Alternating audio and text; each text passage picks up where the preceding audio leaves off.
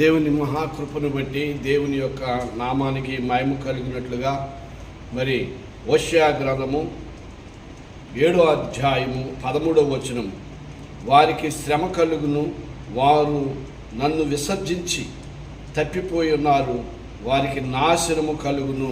చూడండి, ఇక్కడ చాలా స్పష్టంగా మాట్లాడుతున్నారు.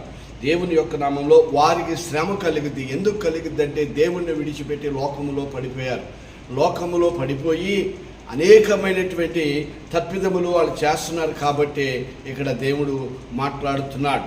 అందుకనే హోషేయ గ్రంథం 4వ అధ్యాయము 2వ వచనంలో అన్నారు, ఈ తప్పిపోయిన వాళ్ళు ఏం చేస్తారంటే అబద్ధ సాక్ష్యాలు పలుకుతారు, అబద్ధం ఆడతారు, హత్య చేస్తారు, దొంగతనాలు చేస్తారు, వ్యభిచారం చేస్తారు. ఇలాగా వాళ్ళు డబ్బు సంపాదించాలి, లేకపోతే ఇంకా రకరకాలైనటువంటి ఆలోచన కలిగి ఉన్నారు. దేవుని బిడ్డలమైన మనందరం కూడా పరిశుద్ధత కలిగి ఉండాలి, పవిత్రత కలిగి ఉండాలి, నిజాయితీ కలిగి ఉండాలి. ఆమేన్.